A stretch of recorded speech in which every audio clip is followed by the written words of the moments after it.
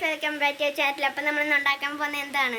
4 മണിക്ക് ചായയുടെ കൂടെ കഴിക്കാൻ കോഴിക്കട്ടയാണ് ഗീസ് നമ്മൾ ഉണ്ടാക്കാൻ പോകുന്നത്. എന്തൊക്കെയാണ് ഇതിന് വേണ്ടത്? അരിപ്പൊടി കുഴച്ച് വെച്ചേക്കുന്നു.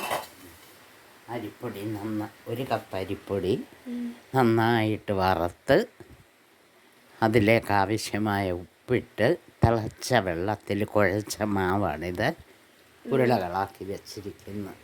അപ്പം അങ്ങനെ ചെയ്ത് ഉരുളകളാക്കി വെച്ചേക്കുന്നതാണ് ഗീസ്. ഇനി നമ്മൾ ഇതിനകത്തോട്ട് എന്തോ ചെയ്യണം? ഇനി നമുക്ക് ഇതിനകത്ത് വെക്കാനായിട്ട് ഒരു ഏത്തക്ക അരിഞ്ഞത്, കുറച്ച് ശർക്കര, തേങ്ങ, ഒരു പിടി അവല്, അതത്ര ഇതിനകത്തുണ്ട് ഗീസ്. പിന്നെ നെയ്യ് തണ്ട് ഇതിനകത്തോട്ട് ഇടുക. ഒരു സ്പൂണ് നെയ്യ് ഒഴിച്ച് ഈ ഏത്തക്ക അരിഞ്ഞ് വെച്ചതൊന്ന് വഴറ്റിയെടുക്കണം.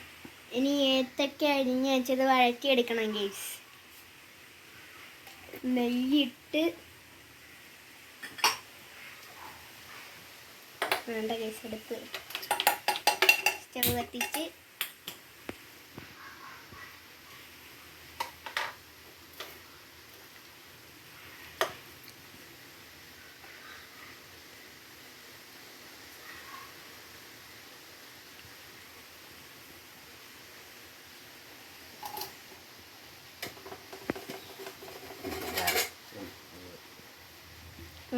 ഇട്ട് വരട്ടെ.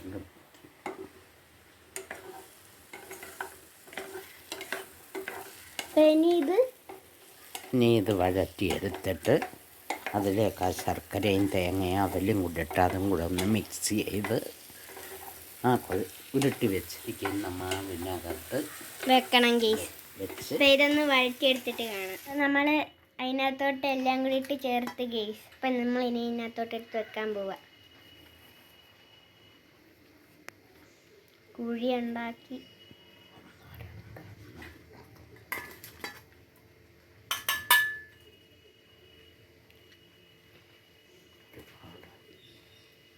ഐസകത്ത് വെച്ച്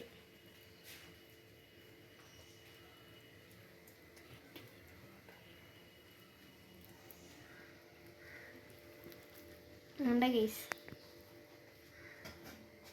പണ്ടോറിനെ റെഡിയാക്കി വെച്ച്. അപ്പം ഇതുപോലെ നമുക്ക് ഇതെല്ലാം ചെയ്തെടുത്തിട്ട് കാണാം. ഇതെല്ലാം ഉണ്ടാക്കി വെച്ചാൽ ഇത് വെന്തിട്ട് കാണാം ഗീസ്. 2000 years later. അപ്പം നമ്മുടെ ഇന്നത്തെ ഡിഷ് കോഴിക്കട്ട റെഡി ഗൈസ്. ഇന്നത്തെ കോഴിക്കട്ട ഇഷ്ടപ്പെട്ടെങ്കിൽ എല്ലാവരും ലൈക്ക് ചെയ്യുക, ഷെയർ ചെയ്യുക, സബ്സ്ക്രൈബ് ചെയ്യുക.